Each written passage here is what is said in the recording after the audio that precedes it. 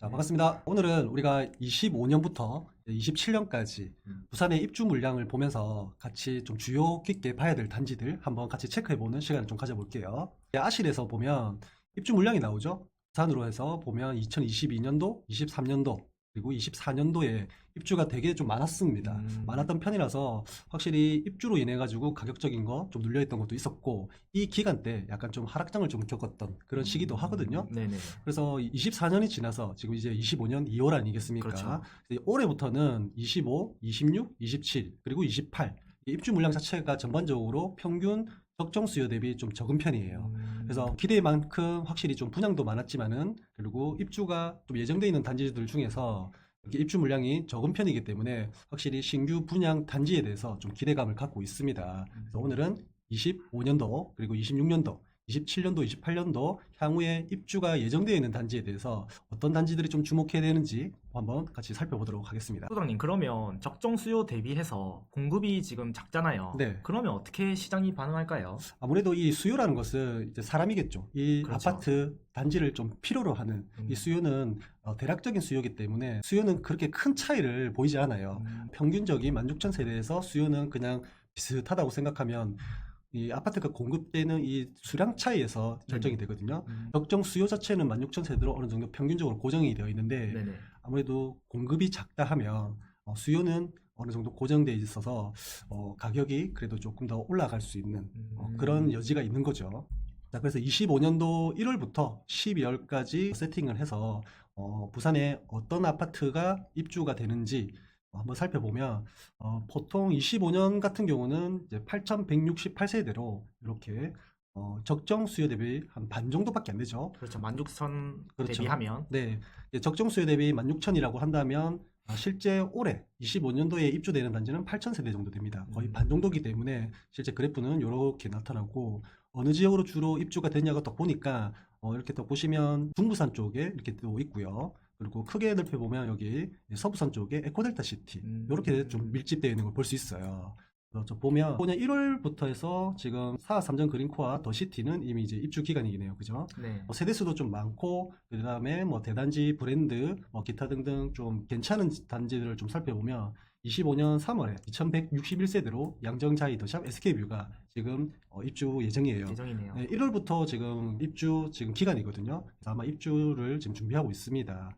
양정자이 더샵 SK뷰 올해 지금 입주를 준비하고 있고, 그 다음에 또 보면 이 편한 세상 에코델타 센터포인트 953세대에서 4월에 지금 입주가 예정이 되어 있고, 그 다음에 또 보이는 게 강서자이 에코델타. 강서자이. 네, 이것도 856세대 5월에 입주 예정입니다. 그리고 또 보니까 972세대에서 25년 6월에 에코델타 시티 푸지오 센터파크, 강서자이, 그 다음에 푸지오 센터파크, 그 다음에 에코델타 센터포인트, 이렇게 거의 에코델타 시티의 3대장이라고 하는 요 세 단지가 지금 바로 입주를 또 올해 하고 있어요. 예정이 되어 있거든요. 연달아서 입주하네요. 연달아서 또 입주하죠. 그래서 에코델타 시티에는 올해 물량이 진짜 많이 예정되어 있다, 그렇게 보시면 되고, 그 외로는 또 보세요. 또 에코델타 시티 푸지오 림, 요것도 이제 되어 있네요. 886세대에서 10월까지 해서 4개 단지가 지금 예정이 되어 있습니다. 그죠? 네. 25년도에 보면 확실히 양정자이 더샵 SK뷰하고 네. 그 다음에 에코델타 시티 4개 단지, 이렇게가 좀 주목되어지네요. 뭐 하나씩 볼까요, 그러면? 네네. 자, 양정자이 더샵 SK는 여기 이제 양정역, 그죠? 양정역, 거의 역세권이라고 하기는 좀 그렇지만은 그래도 네. 도보로 충분히 이용이 가능한 지역이라고 보시면 되고, 아무래도 연양라인이라고 해서 확실히 신흥 주거지가 탄생된 곳이거든요. 네네. 그래서 뭐 여기 주변에 보시면 뭐 스위첸, 그 다음에 연산 골드포레, 그 다음에 더샤, 그 다음에 롯데캐슬 대시양 해서 좀 주거로서 괜찮은 아파트들이 많이 밀집되어 있어요. 그리고 마지막에 이렇게 양정 롯데캐슬 프론티엘 해서 9억 이상의 분양가를 또 찍다 보니까 확실히 이쪽 지역 라인에서는 분위기가 굉장히 좋았던 해였습니다. 작년 대비. 올해 양정다이 더샵 SK뷰가 또 입주를 하게 되면서 거의 여기는 이제 분양이 끝났습니다. 분양이 끝났고, 주변으로 해가지고 확실히 좀 젊은 세대분들이 좀 선호되는 그런 지역이라고 해서 많은 사람들이 좀 관심을 가졌죠. 입주는 다 할까요? 제가 볼 때는 실입주 비중이 조금 더 크지 않나고 생각이 듭니다. 여기는 그래도 뭐 분양가 자체도 뭐 5억에서 6억대로 해가지고 좀 저렴하게 했고, 네. 롯데캐슬 프론티엘만 좀 9억대로 분양해가지고 확실히 고분양가 논란이 좀 있었지만은 그래도 완판 했기 때문에 완판. 네, 그렇기 때문에 확실히 이 지역에 대한 기대감 이런 것들은 굉장히 큽니다. 단점이 있다면 이제 초등학교가 여기 이제 양동초등학교가 있는데 여기 양정자이 더샵 SK뷰하고 롯데포켓을 프론티엘 같은 경우는 맞은편에 양정초등학교를 간다는 좀 단점이 있거든요. 하지만 요걸 뺀다면 확실히 주변으로 해서 신흥주거지라는 어떤 좀 깨끗한 그런 주거단지가 좀 만들어지고 그다음에 양정역을 도보권으로 또 이용할 수 있다라는 거, 그리고 뭐 주변에 있는 이마트라든지 그다음에 시청, 연제구청, 관공서들이 많이 밀집되어 있기 때문에 확실히 직주 근접으로도 좀 좋고, 그리고 주변에 학교도 많아서 혹시 아이들 키우기도 좀 괜찮은 지역이지 않을까 싶어요. 그러면 프론티엘이 대장인가요? 네, 여기서는 아무래도 부산 같은 경우는 이제 역세권, 그다음에 조망권 보이는 곳, 그다음에 이제 뭐 학군지에서 교육에 특화된 이런 지역들이 이제 대장 단지들이 많거든요. 네네. 그래서 여기는 아무래도 신흥 주거지가 만들어진 곳이기 때문에 교육이라든지 이런 것들이 특화됐다기보다는 여기 양정역 같은 경우는 구도심으로서 생활 인프라가 좀 잘 마련되어 있고 거기에 1호선 양정역이 있기 때문에 확실히 역세권을 낀 단지들이 좀 강세를 좀 보이고 있어요. 그 중에서는 아무래도 초역세권이라고 할 수 있죠. 네네. 양정 롯데캐슬 프론티엘이 가장 좀 돋보이는 단지고, 그 다음으로 해가지고 약간 경사도가 좀 있지만은 양정 다이저샵, SK뷰 완전히 대단지잖아요. 그렇죠. 네, 2000세대가 넘기 때문에 확실히 대단지로서의 뭔가 좀 기대감도 있고, 그다음에 주변의 인프라들을 충분히 이용할 수 있다라는 뭐 장점도 있어가지고 롯데캐슬 프론티엘 다음으로 해서 양정 다이저샵, SK뷰가 좀 네. 돋보이는 단지이긴 합니다. 근데 SK뷰가 단지가 엄청 크잖아요. 네. 이 단지별로 좀 장단점이 있을까요? 있죠. 아무래도 이렇게 대단지인데도 단지가 구분되어 있는 단지들은 확실히 좀 선호도가 좀 나뉩니다. 호불호가 나뉜다는 거죠. 여기 보면 이제 1단지가 있고 2단지가 있고 이렇게 3단지가 있잖아요. 그렇죠. 이쪽 라인으로 해서 프론텔까지 해서 이쪽 앞쪽에 있는 블록들은 거의 평지에 가깝습니다. 그래서 평지에 가깝기도 하고 역도 좀 충분히 빠르게 이용할 수 있어서 1단지를 좀 선호하시는 분들이 많고요. 근데 아무래도 우리가 대단지 아파트와 브랜드 아파트의 뭔가 좀 장점이라고 하면 요즘 4세대 아파트에서 커뮤니티가 굉장히 되게 좀 중요하죠. 잘 마련되어 있잖아요. 네. 대단지 2000세대, 3000세대, 4000세대 이렇게 큰 단지들이 분양했을 때는 굉장히 특징적인 커뮤니티가 많이 들어온단 말이에요. 그래서 그런 커뮤니티가 거의 2단지에 다 들어와 있어요. 그래서 약간 경사도로 이 도로를 따라서 약간 아래쪽으로는 경사도이긴 하지만은 네. 그런 것들을 감안하더라도 대단지의 커뮤니티를 이용하고 싶다면 2단지를 좀 선택하는 편이고요. 그래서 평지 라인으로 하면 1단지, 커뮤니티 이용하고 싶다면 2단지. 단지. 그래서 3단지가 약간 이지모조모로 조금 빠지긴 합니다. 그래서 가격 시세는 1단지, 2단지, 3단지 순으로 좀 가지 않을까 싶어요. 전반적인 가격은 제가 호갱론으로 봤을 때는 7억에서 초반 정도 이렇게 형성되어 있거든요. 네. 그래서 이 주변 단지 기존에 입주해 있던 그런 뭐 롯데캐슬 골드폴이라든지 양정 포레일스, 스위첸 이런 것들도 거의 비슷한 시세 흐름을 좀 보이고 있어요. 그 다음에 이제 에코델타 시티로 한번 가볼게요. 네. 그러면 지금 에코델타 시티 입주하는 건 어떻습니까? 단기적으로는 사실 여기는 새로운 아파트들이 이제 생겨나고 있기 때문에 그렇죠. 사실 기존에 있는 인프라가 없습니다. 맞죠. 새 아파트들만 다 들어와 있기 때문에 사는 것 자체는 좀 불편할 수 있어요. 네. 우리가 앞전에 있는 강서구의 오션시티라든지 국제신도시라든지 이런 것들을 보면 서서히 이제 시간이 지남에 따라서 인프라가 채워지잖아요. 그렇죠. 그러면 또 살기가 좋아져요. 이 에코델타 시티도 향후에 좀 충분한 좀 시간을 좀 가져야 되지 않겠나. 그런 면에서는 좀 장기적으로 본다면 확실히 살기가 좋아질 곳으로 보입니다. 에코델타 시티는 굉장히 범위도 넓고 네. 주변에 자연 친화적으로 좀 개발을 할 거기 때문에 삶의 만족도는 향후에는 앞으로 더 좋아질 거다. 그럼 나중에는 이제 명지 국제 신도시처럼 될까요, 그러면? 그렇죠. 되죠. 명지 국제 신도시를 처음부터 좀 지켜보신 분들은 아마 지금의 에코델타 시티를 보는 모습이랑 거의 똑같았을 거예요. 여기도 이제 오기 전에는 지금도 마찬가지로 상가 자체들이 중심 상가가 여기에 다 몰려 있거든요. 그렇죠. 그러면 이제 양쪽으로 좀 더 뻗어 나갔던 이런 단지들은 사실 근린 생활 상가를 이용하기에는 좀 부족한 면이 있었어요. 근데 지금은 이제 연차 시기 조금 더 지나다 보니까 아파트 단지 내에서 충분히 이용할 수 있는 근생 상가라든지 이런 것들은 좀 부족함이 없이 있고, 네. 학교도 마찬가지고 이제 여기도 보면 이제 고등학교가 부산 남고가 이제 이전해 오죠. 네. 26년 3월에 이렇게 채워진단 말이에요. 학교도 개교하고 상가도 들어오고 그 외에 필요한 것들 이런 것들이 다 채워진단 말이에요. 근데 아직 국제 신도시 자체도 2단계가 남았기 때문에 네. 2단계가 남았기 때문에 아직 덜 채워진 단계에서 에코델타 시티까지 이제 분양을 하고 있으니 확실히 그런 눌림 현상은 좀 없지 않아 있을 수 있습니다. 근데 우리가 가격을 보면 지금 이제 여기서 대장이라고 할 수 있는 명지 더샵, 퍼스트 월드라든지 그다음에 더 힐, 시그니처라든지 이런 것들이 네. 국평 기준으로 보면 6억 한 중후반 이렇게 되거든요. 여기도 마찬가지고 네. 6억 중후반이 되기 때문에 명지 국제 신도시에서 대장과 엘코데타 시티에서의 대장 입지 어떻게 보면 이제 이 지역이 되겠죠. 이 지역이. 그래서 지금은 분양가가 5억 3천, 5억 초반에서 중반 이렇게 분양했지만 실제 프리미엄까지 더하면 지금 국제 신도시의 가격하고 거의 비슷하단 말이에요. 거의 비슷하네요. 네, 프리미엄을 붙이면. 그래서 향후에는 뭐 가격적인 흐름도 마찬가지겠지만 선호도도 조금씩 차이가 나겠지만 거의 비슷하게 흘러가지 않겠나 그렇게 생각이 듭니다. 25년도는 이렇게 양정다이 더샵, SK뷰, 그 다음에 이제 에코델타 시티 4개 단지 요 정도만 좀 확실히 눈에 띄고 네. 요 두 지역을 한번 좀 유심히 좀 보시면 될 것 같아요. 확실히 저는 이제 아무래도 택지 개발을 하고 있는 신도시 이 에코델타 시티보다는 오히려 더 이제 구도심 쪽에 있는 양정다이 더샵, SK뷰가 조금은 더 마음이 갑니다. 좀 네. 더 좋아 보이네요. 네, 아무래도 여기는 이제 구도심에 재개발된 곳은 바로 입주를 해서 좀 사용하더라도 무리가 없을 정도로 좀 편리함은 있어요. 왜냐면 기본적으로 인프라가 잘 되어 있기 때문에. 근데 에코델타 시티 같은 뭐 국제 신도시 같은 이런 신도시는 좀 시간이 지나야지만 네. 확실히 그 진가가 드러나기 때문에 조금은 시간을 좀 두고 여유 있게 좀 보시는 게 좋을 것 같아요. 그럼 이제 26년도 한번 볼까요? 네. 26년도를 한번 보면 26년도도 어느 지역이 이제 입주가 많은지 한번 보면 확실히 여기도 보면 남구 쪽에 좀 보이는 것도 있죠. 그리고 여기도 강서구 에코델타 시티 쪽에 또 있고 그죠. 26년도에는 총 10,000세대 정도가 또 입주를 해요. 25년도보다는 조금 더 많아요.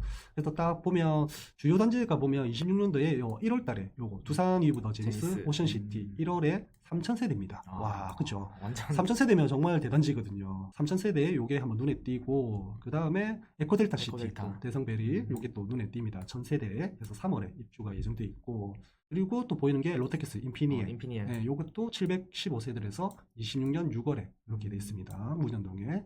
그리고 보면 뭐 이편한 세상 금장 매점 카운티도 있고 뭐 시청도 있고 또 에코델타 시티, 디에트르 퍼스트도 있고 전반적으로 여기도 이제 남구 쪽, 뭐 우암동하고 문현동, 그다음에 에코델타 시티 에코델타. 이렇게 많다. 에코델타가 진짜 입주를 많이 하네요. 이제 내년부터 그렇죠. 해가지고. 25년, 26년 이렇게 해가지고 계속적으로 입주가 아마 차츰 계속 이어질 겁니다.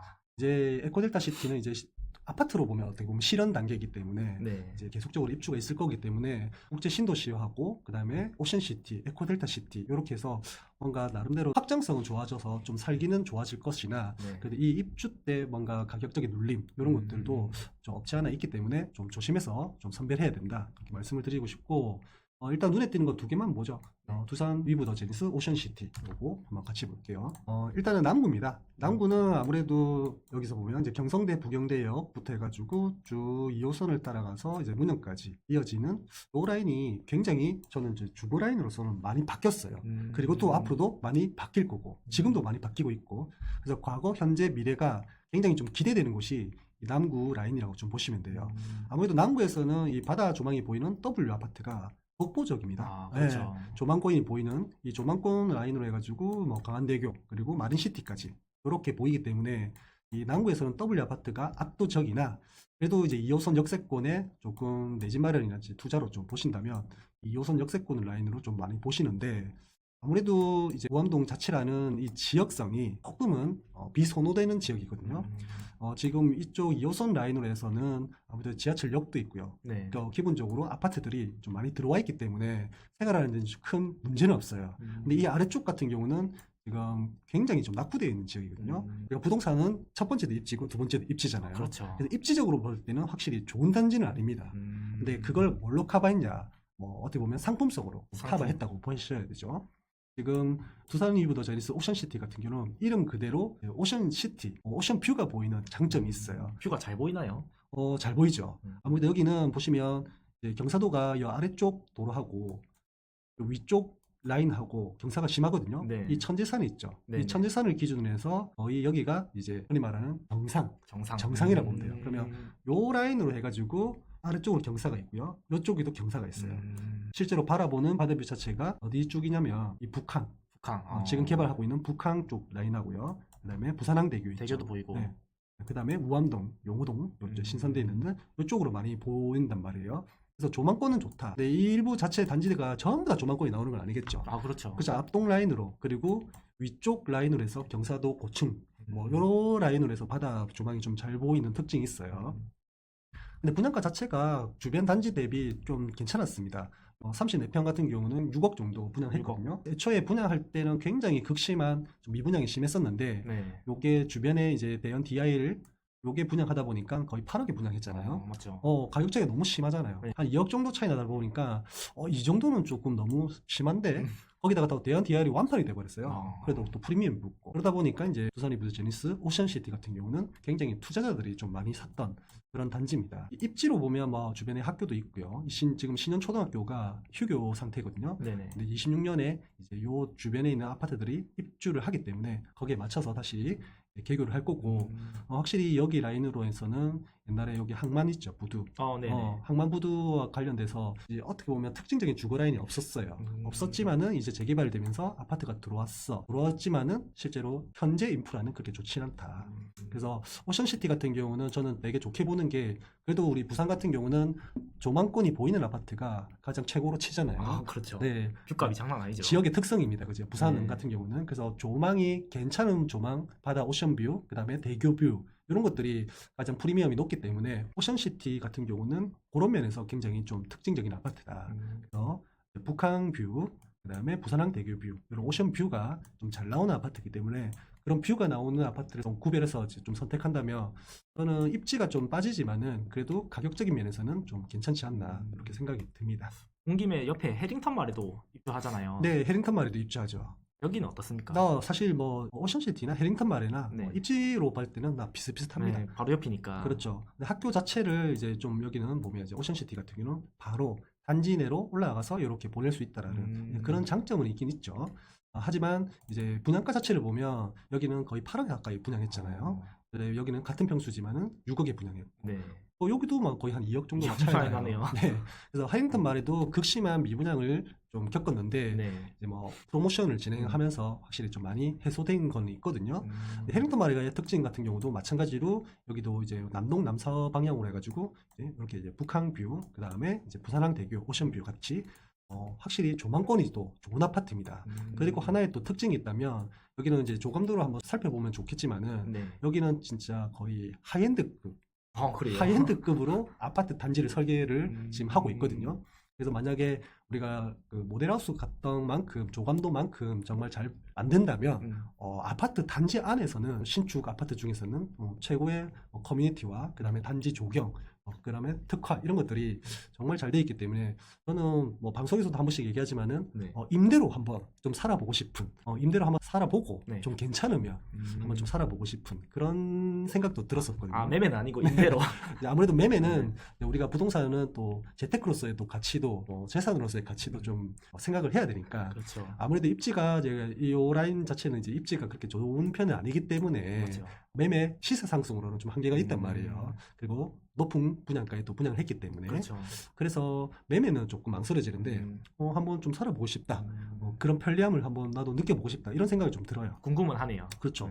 여기도 이제 테라스 동도 있기 때문에 그런 테라스 동도 어떻게 만들어질지도 좀 기대가 좀 되고 있고요. 자, 그리고 또 한번 볼까요?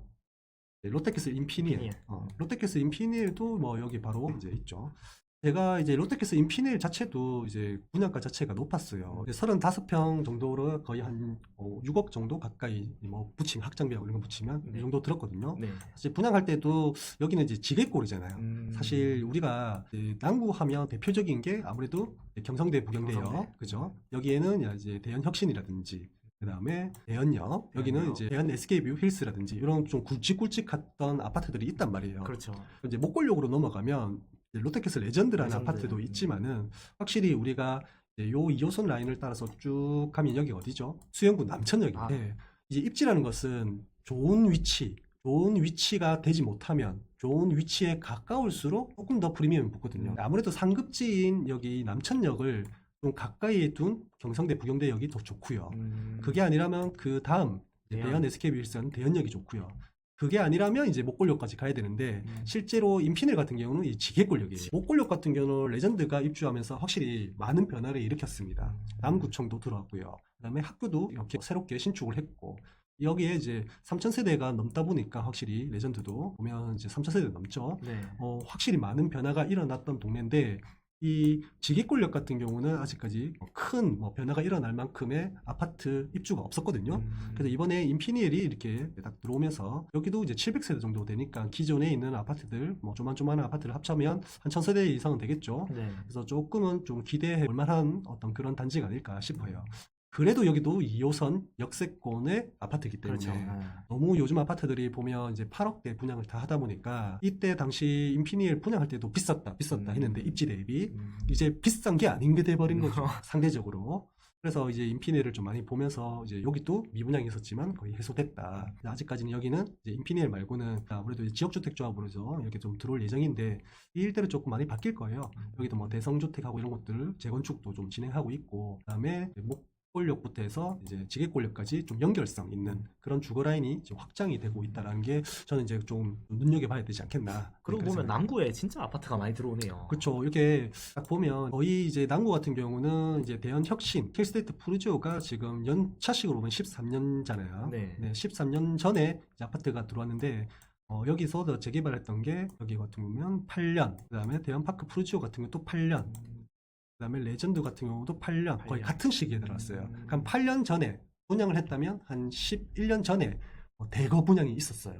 11년 전에 대거 분양이 있었고 그리고 지금 DIL 그다음에 오션시티 그다음에 해링턴 마레 그다음에 롯데 인피니엘 또 거의 한 10년 만에 대거 또 분양이 있는 거죠. 그래서 제가 아까 저도의 남구 같은 경우는 과거, 현재 그리고 앞으로 미래도 천지 개벽할 곳이라고 좀 말씀을 드린 게 한 10년 전에도 대거 좀 입주가 있었고 이번에 또 대거 입주가 또 있잖아요. 26년도, 27년도에 이렇게 되면 확실히 지역 자체가 좋아집니다. 합치면 뭐 대열 DIL이 4,400세대고 여기도 3,000세대고 해링턴 마레도 2,000세대고 1000세대. 여기 인피니엘도 뭐 700세대고 합치면 거의 만세대가 만세대네요. 된단 말이에요. 네. 요 앞전에도 거의 만세대가 들어왔었고 네. 이번에도 만세대가 들어옵니다. 그럼 앞으로 미래는 어떨 거냐? 미래도 사실 들어올 수 있는 여건의 단지들이 좀 있습니다. 뭐 지역주택조합 진행하는 거라든지 그다음에 재건축 단지라든지 그리고 문현 쪽에도 이제 좀 있기 때문에 사실 확실히 남구 쪽에서는 주거 환경이 앞으로도 더 좋아질 것이고 그리고 가격적 상승도 탄탄한 주거가 마련되면서 좀 더 상승 여지가 좀 있지 않겠나. 그래서 저도 남구를 되게 눈여겨보고 있는 지역 중에 하나입니다. 자, 그렇게 보면 이제 또 이제 에코델타 시티가 또 있죠. 그래서 보면 26년도 같은 경우는 이제 만 세대 정도가 이제 들어오는데 이제 남구 쪽에 그 다음에 강서구 에코델타 시티 쪽에 확실히 좀 집중되어 있다. 이렇게 좀 보시면 될 것 같아요. 자, 이제 27년도 한번 가볼까요? 네. 27년도는 우리가 보통 보면 27년도에 좀 입주가 조금 더 많죠. 좀 더 많네요. 네, 한 13,000세대 정도 돼요. 13,000세대가 정도 들어오는데 어디가 좀 많은지 지역적으로 한번 보면 여전히 여기도 남구 쪽에 용궁부산 쪽에 확실히 또 있고 그 다음에 강서구 쪽에도 들어와 있고 여기가 원궁이죠. 원궁 쪽에도 들어와 있고 확실히 중부산 쪽에 좀 많이 포진되어 있는 걸 볼 수 있습니다. 이제 동래구 쪽에도 좀 들어와 있고 그죠. 그래서 보면 27년도 같은 경우도 봐도 조금 보면 이제 더샵 금정 유버시티 같은 게 이제 900세대, 1000세대 가까이 1000세대. 들어오고 여기도 있죠. 양정 롯데캐슬 프론티엘, 양정역 역세권 아파트, 대장 네. 아파트. 900세대 들어오고 3월에 들어옵니다. 그리고 요게 또 일강 노르웨이 숲 오션포레가 이제 뭐 1300세대 정도에서 또 들어오고요. 대연 DIL 27년 4월에 4488세대 그죠. 그다음에 이제 에코델타 시티에 또 1400세대. 그다음에 거의 뭐 입주가 잘 없는 언궁에 이제 더샵 리몬트 요게 1300세대. 오랜만이네요. 그렇죠. 그래도 더샵이 들어왔죠. 그다음 문현동에 이제 레시엘 이것도 960세대. 그다음에 이제 동네 롯데캐슬 시그니처가 거의 870세대. 그리고 이 페넌세상 국제금융시티 요게 이제 800세대. 범일동에. 네, 사실 27년도는 이제 우리 말하는 에코델타 시티에 단지가 하나밖에 없네요, 그죠? 나머지는 다 중부산권의 개발입니다, 그죠? 네. 일광 요 동무산 쪽 하나 빼면요. 이제 양정 롯데캐슬 프론티엘 보면 아까 우리 다 봤지만은 롯데에서 확실히 야심차게 뭔가를 좀 지었는데 이게 분양가가 비싸죠. 그렇죠. 9억이라는 이때까지 연양 라인 중에서 시세 흐름을 보면 5억에서 6억대 분양해가지고 지금 꾸역꾸역 7억대까지 이렇게 어느 정도 이제 시세가 이제 만들어졌는데. 이 7억대까지 만들어졌던 뭔가 큰 좀 계기가 되었던 게 바로 양정 롯데캐슬 프론티엘입니다. 요거는 지금 완판 났나요? 네, 완판 났습니다. 애초에 이제 인기도 많았지만은 어느 정도 미분양도 있었거든요. 네. 근데 그렇게 많지 않았어요. 생각보다 그렇게 많지 않았어요. 그래서 생각보다 빨리 완판이 되었습니다. 확실히 역세권의 입지는 정말 사람들이 정말 선호하기도 하지만은 기대감도 크구나. 그래서 27년 3월에 아무래도 입주를 하시는 분도 계시겠지만 요걸 투자로 또 가져가신 분도 있잖아요. 아, 그렇죠. 네. 근데 이 주변의 아파트들 단지를 보면 물론 투자도 있겠지만은 실입주 비중이 좀 더 많은 지역이란 말이에요. 실거주 위주로. 네. 그래서 9억 정도로 여기는 이 정도를 주고도 확실히 선택을 할 수 있는 이 입지가 연양 라인은 좀 다시 좀 재평가돼야 된다. 소장님, 근데 9억이면 네. 다른 대체가 너무 많잖아요. 그렇죠. 그럼 소장님 만약에 산다고 하면 네. 롯데캐슬 프론티엘 가실 건가요? 아니면 대연 DIL 오실 건가요? 요거는 개인 취향입니다. 사실 뭐 아. 둘 다 좋은 단지긴 합니다. 네. 그래서 1호선 라인과 2호선 라인 확실히 좀 생활권 자체가 좀 나뉘죠. 다르죠. 네, 아무래도 1호선 라인은 중심권이고 남북으로 좀 이어지는 그렇죠. 그런 라인이고 2호선 같은 경우는 동서로 좀 이어지는 맞죠. 라인이잖아요. 생활권에서 좀 나뉘지겠지만 제 개인적인 생활권과 개인적인 취향과 뭐 이런 거 하면 저는 오히려 남구 쪽을 조금 더 선호하는 편이에요. 2호선. 네, 그리고 제가 개인적으로 생각하는 평가 자체도 1호선보다 좀 2호선을 좀 더 높게 평가하고 있고요. 그런데 만약에 내가 이제 직장이 1호선이다. 네. 뭐 이렇게 되면 이제 양정이 괜찮겠네요. 그렇죠. 그러면. 그런 분들에게는 내가 1호선을 좀 이용하는 분들에게는 양정 롯데캐슬 프론티엘이 요즘 트렌드인 뭐 신축에다가 그다음에 역세권에다가 역세권. 주변에 인프라도 많고요. 그리고 기존에 있는 뭐 신흥 주거지로 어떤 네이밍이 좀 되어 있잖아요. 그렇죠. 연양 라인이라는 지역적 네이밍이 되어 있기 때문에 확실히 알기는 좋습니다. 그래서 한 코스로 가면 뭐 이렇게 시청역, 확실히 시청에서 근무하시는 분들 그런 분들이 선택하기는 좀 좋은 단지라고 보고 그다음에 가면 또 연산역이잖아요. 네. 그리고 아래쪽으로 가면 또 어디입니까? 서면이죠. 부전 서면이잖아요. 그래서 요런 구도심 라인, 서면부터 해서 연산까지 요런 라인들을 좀 이용하시는 분들은 확실히 1호선인 양정역을 좀 선택할 가능성이 높고 그리고 이제 아무래도 뭐 목골역 같은 경우는 조금 주거지가 기존보다 더 탄탄하게 뭐 기존 한 8년, 10년 전부터 이렇게 만들어져 있던 곳이기 때문에 네. 조금 더 복잡하다기보다는 좀 더 제가 느끼기엔 좀 더 깔끔합니다. 아무래도 그리고 2호선을 따라서 이제 뭐 서면도 갈 수 있지만은 중요한 거는 광안리, 부산의 메인이죠. 해운대 이렇게 갈 수 있다는 네. 게 저는 좀 큰 특징인 것 같아요.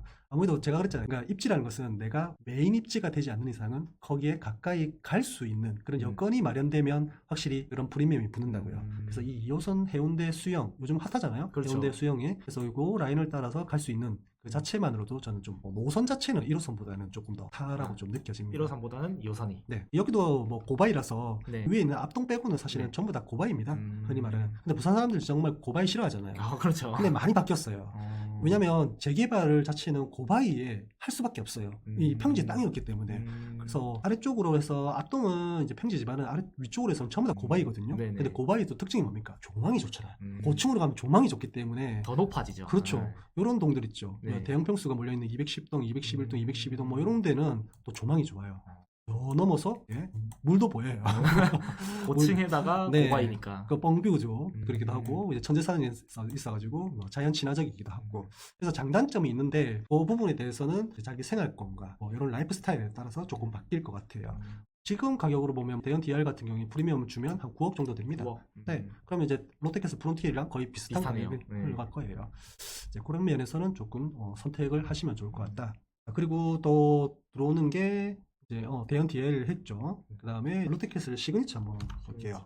이제 동네입니다, 동네. 동네. 네, 동네는 아무래도 이제 잘 알죠. 이제 명륜동 쪽하고 그다음에 위쪽으로 하면 이제 온천장 쪽. 온천동. 온천장 쪽하고 해서 확실히 동네에서는 학군도 좋고 그다음에 1호선을 따라서 이제 교통도 좋고 그다음에 이제 온천천을 따라서 자연환경도 좀 볼 수 있고 그죠. 그리고 기존에 있는 구도심이기 때문에 백화점뿐만 아니라 마트 뭐 이런 것들 정말 잘 되어 있거든요. 기존에 있는 동네는 이 동네역부터 해가지고 그다음에 여기 사직역 어제부터 해서 사직역 해서 사직역. 네, 사직동 일대 아시아드대로 그다음에 동네 명륜동 온천동 뭐 이렇게 사실 메인이었어요. 근데 요즘 또 뜨는 게 이제 이 수안 쪽, 낭민 쪽 이런 게 좀 낭민. 뜨거든요. 일단은 4호선이 개통된 뭐 교통이 좀 개선된 그런 사건도 있긴 있지만은 그 아래쪽에 또 이제 동해선이 또 개통되면서 확실히 더블 역세권을 이용할 수 있는 뭔가 이제 그런 교통 편의성은 좋아졌어요. 네. 하지만 이제 우리가 그것만 가지고는 안 되죠. 그렇죠. 쾌적하려면 그 지역이 바뀌려면 주거라든지 뭔가 이제 굵직한 것들이 바뀌어야 네. 되거든요. 그게 앞으로 기대되는 게 수안하고 낭민 쪽이에요. 재개발이 그만큼 좀 많이 예정이 되어 있다. 한번 보시면 여기가 이제 수안 낭민 쪽인데 지금 중부산 쪽으로 해가지고 재개발이 이렇게 많습니다. 와. 엄청 많죠. 재개발과 재건축 단지가 이렇게 많거든요. 네. 그러면 이제 낭민하고 수안 쪽을 보면 이렇게 굉장히 크죠. 뭐 음. 복산 재개발 이런 것들도 있고 엄청 크죠. 야, 얘는 한 5천 세대가 넘겠는데요. 이런 것들도 있고 그래서 보면 이제 역세권으로 개발되는 이런 거 있죠. 어. 수안 1구역이라든지 뭐 낭민 이런 낭민. 것들, 네, 뭐 이런 것들도 있죠. 여기 롯데캐슬 시그니처가 딱 여기 있어요. 여기. 네. 그래서 롯데캐슬 시그니처는 낭민역 4호선도 네. 이용할 수도 있겠지만은 동해선에 거의 이제 좀 이용하는 단지라고 좀 보시면 돼요. 그래서 여기 보면 이제 동네 포레나 아파트랑 코레나 동네. 네, 포레나 동네랑 요 롯데캐슬 시그니처 이런 아파트들이 이제 새 아파트로서 조금 이제 각광을 받고 있어요. 근데 이제 문제는 뭐냐면 이제 가격이죠. 가격이 이제 9억입니다. 9억이요? 네. 아, 자, 우리 아까 롯데캐슬 프론티엘이 이제 네. 어떻게 보면 주변 분양가에 뭔가 좀 센세이션을 일으켰다, 네. 뭐 영향을 많이 줬다 이랬잖아요. 그렇죠. 얘가 또 9억이에요. 그럼 이제 주변에 음. 9억이면 지금 한번 볼까요? 아무래도 수안하고 낭민 요쪽보다는 네. 우리가 했던 좀 명륜이라든지 동네랑 비교해봐야겠네요. 사직동이라든지 그다음에 온천동 이쪽 라인으로 해서 입지가 더 좋잖아요. 그렇죠. 그럼 9억이면 한번 볼까요?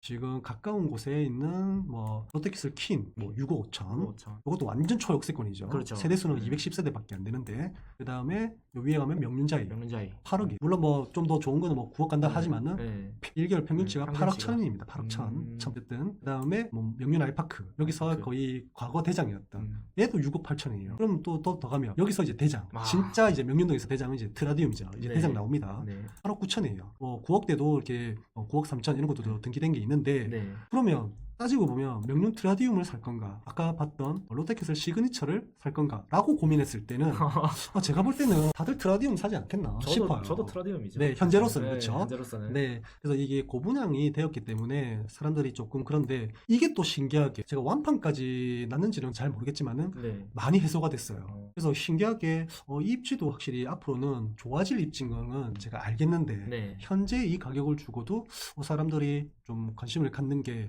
좀 나름대로 또 이유가 있겠구나 이런 생각이 들더라고요. 또 확실히 이 동네는 많이 변하고 있습니다. 포레나 동네도 사실 여기가 보시면 이제 5억대 정도 하다가 네. 이제 6억대로 올라왔거든요. 이제 최근에 보시면 올라왔네요. 그렇죠. 이제 5억대 하다가 6억대로 이제 올라왔거든요. 네. 그래서 여기도 5억대 할 때 그래도 동해선 동네요 초역세권인데 너무 싼 거 아니야?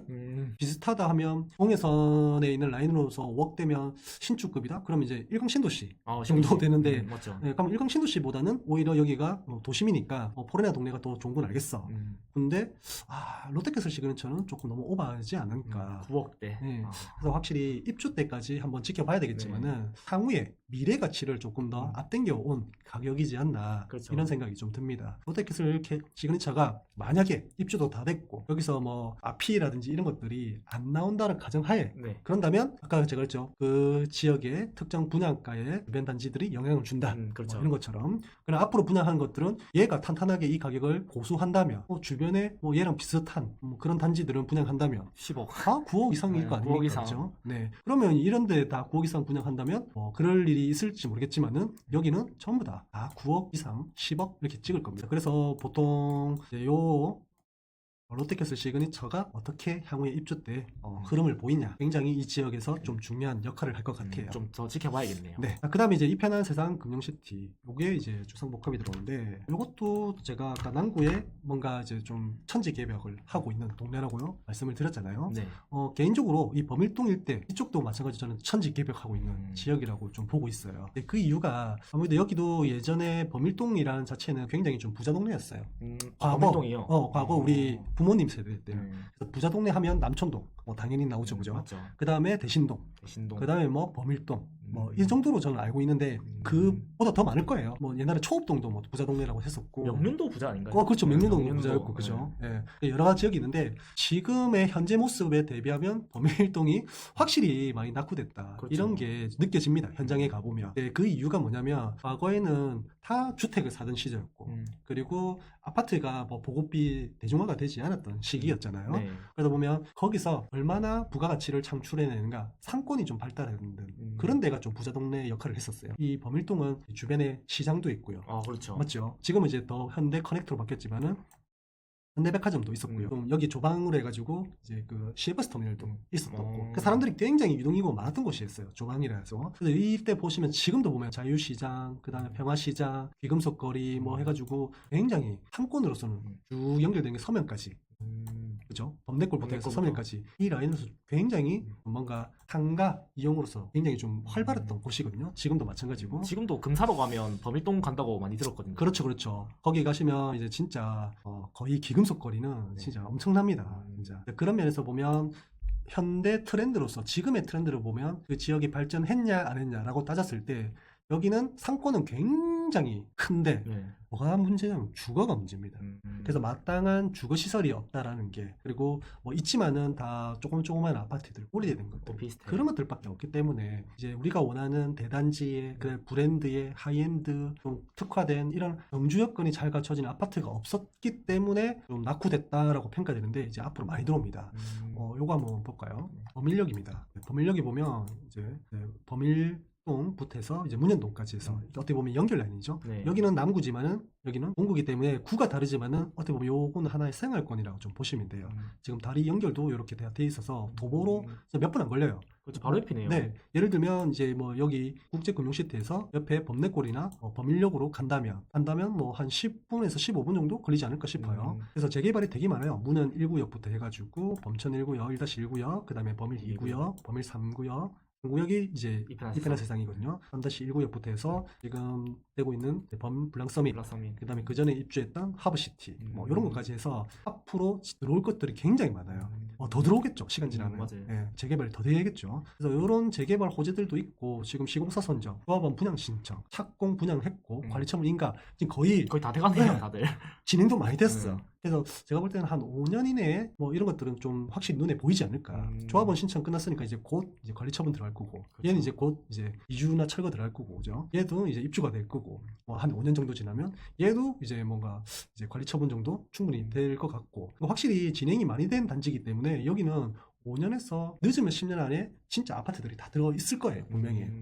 그렇기 때문에 저는 이 지역을 좀 좋게 보거든요. 그런 의미에서 범일국제금융시티는 애초에 미분양이 좀 났었습니다. 네. 났었는데 여기도 프로모션을 진행하면서 확실히 좀 많이 빠졌고 지금은 뭐 거의 몇 개 없을 거예요. 네.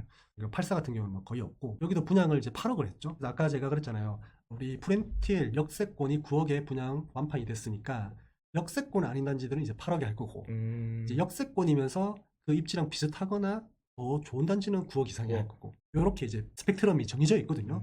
그래서 얘도 아니나 다를까 8억에 분양해서 고분양이라서 미분양이 났지만 프로모션 진행하면서 28년, 지금 25년 2월이니까 앞으로 3년이 더 남았어요. 그럼 투자 가치로는 굉장히 좋죠. 5% 계약금 넣고 5% 계약금 한 4천만 원 넣고 3천만 원 넣고 이제 한 3년을 내가 투자한 거라고 생각하면 나쁘지 않은 투자긴 합니다. 생각보다 좀 많이 남았네요. 네. 기간이. 그래서 우리가 보통 분양권 투자에서는 가장 중요하게 또 생각하는 것 중에 하나가 기간이에요. 입주 기간. 흔히 말하는 뭐 후분양 단지 같은 뭐 1년 이내에 남았다든지 아니면 뭐 1년에서 2년 사이에 남은 단지 그 기간 금방 갑니다. 그러다 보면 이제 잔금 치러야 되는 입주 기간이 온단 말이에요. 네. 나는 단순하게 투자로 생각했는데 입주를 맞이했다? 그러면 큰 돈이 들겠죠. 그렇죠. 뭐 그 프리미엄이 오르더라도 사실 세금 내고 나면 별거 남는 것도 없고. 그러니까요.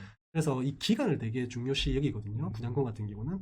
그래서 28년 정도 되니까 3년이 더 남았잖아요. 맞아요. 그래서 그냥 투자로서도 너무 매력적인 조건이 있단 말이에요. 근데 이 입지가 좋냐 나쁘냐 평가를 한다면 제가 평가를 한다면 중간 정도는 갑니다. 아쉬운 점이 있다면 얘가 주상복합이라는 점. 그래서 동간거리라는 이런 것들이 조금 빡빡한데 네. 이렇게 동천을 좀 보고 있는 조망이라든지 아니면 이렇게 조망권 자체가 조금 보이는 그런 단지들을 좀 선택했다면 나쁘지 않아요.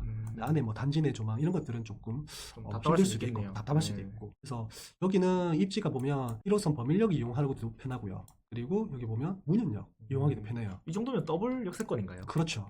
마지막에 28년까지 한번 볼까요? 28년을 보면 이제 한 단지가 나오죠. 블랑서밋 범일동 근처에 있는 블랑서밋 같은 경우도 대거 미분양이 났지만은 프로모션 진행하면서 좀 많이 빠졌고요. 여기가 앞으로 이제 공원화가 되는 어떤 계획도 있지만은 확실한 건 아니잖아요. 네. 그래서 여기가 어떻게 개발이 되고 북항 이제 재개발이 되면서 어떻게 바뀔 건지 거기에 따라서 이 주변 지역을 좀 많이 바뀔 거라고 봅니다. 55 보급청 이전하면서 또 어떻게 바뀔 건지, 그다음에 북항 2단계 사업이 이제 어떻게 또 이루어질 건지, 네. 뭐 요거에 따라서 하버시티라든지 블랑서밋 그리고 이제 범일역 인근에 있는 아파트까지 많은 영향을 받을 것 같아요. 향후에는 많은 변화가 있겠네요. 많은 변화가 있죠. 그래서 우리가 보통 하이엔드 아파트라는 게 지금 어떻게 보면 좀 약간 유행이잖아요. 기대감이 엄청 많아요. 네. 이 블랑 서밋이 가보면 진짜 고급집니다. 아 그래 네가 하이엔드라는 이게 거. 하이엔드다. 그래 알겠어 그래 좋아.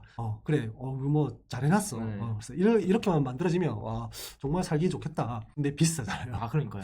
여보세요. 48평. 그렇죠. 48평보다 이게 38평부터거든요. 매매가 12억. 아, 이렇게 합니다. 12억 스타트네요. 스타트죠. 그러면 이제 지금 드파인도 이제 12억이 분양했잖아요. 네.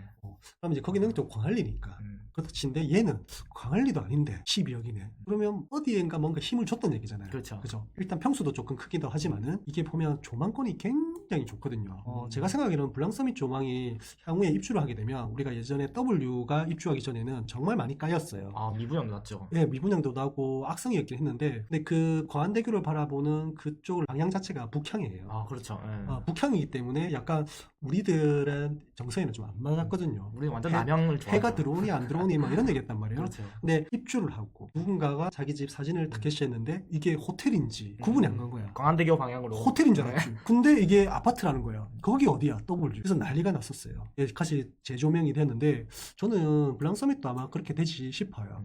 여기 앞동 라인으로서 진짜 조망 잘 뽑히는 그런 세대들 있잖아요. 네. 그러면 이제 나중에 북항이 될 거잖아요. 네. 그럼 북항에 여기 랜드마크 시설 들어오고 진수공원, 오페라 하우스 뭐 이런 것들의 야간 불빛, 그 다음에 2단계 사고에서 뭐 공원이 조성되고, 그 다음에 향후에 오션뷰, 그 다음에 무엇보다 부산항대교. 부산대교. 지금 부산항대교 가보신 분들 느끼시겠지만, 부산항대교가 예쁘네. 불빛이 예. 불빛이 예쁘네. 이렇게 느껴져요. 맞아요. 우리가 광안대교만 맨날 보다가 광안대교에 찬양하고 있는데, 저는 부산항대교를 진짜 밤에 한번 몇 년만 하면 네. 밤에 갈 일이 없잖아요. 그렇죠. 근데 네. 밤에 딱 갔는데, 이거 뭐야? 괜찮잖아. 뭐 이런 느낌이 맞아요. 드는 거야, 이게. 맞아요. 그러면 나중에 이게 다시 재조명되고 누군가에게 뭐 사진으로나 뭐 인스타나 요즘 SNS에 다시 재조명되면 부산항대교를 바라보는 이 프리미엄이 그렇죠. 확실히 좀 생길 것 같아요. 광안대교처럼. 네. 맞아요. 왜냐면 지금 블랑서밋이라든지 아까 우암동에 있는 오션시티라든지 그다음에 해링턴 마레 이런 거는 거의 지금 이 라인으로 해가지고 북항, 그다음에 부산항, 그다음에 오션뷰 요 세 개가 다 보인단 말이에요. 네. 이런 것들은 조금 더 나중에 프리미엄이 좀 붙지 않을까.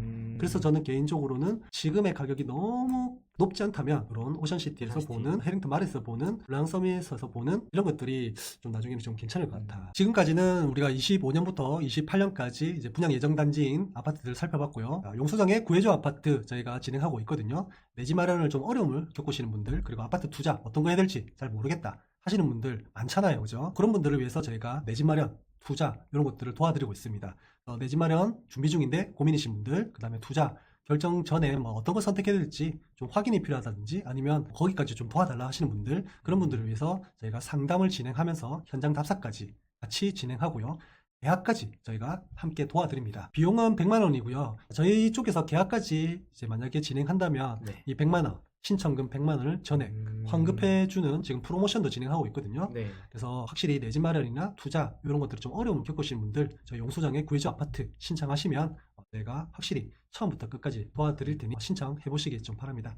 신청은 뭐 고정 댓글란에 제가 남겨놓을게요. 저희는 다음 영상에서 찾아뵙도록 하겠습니다.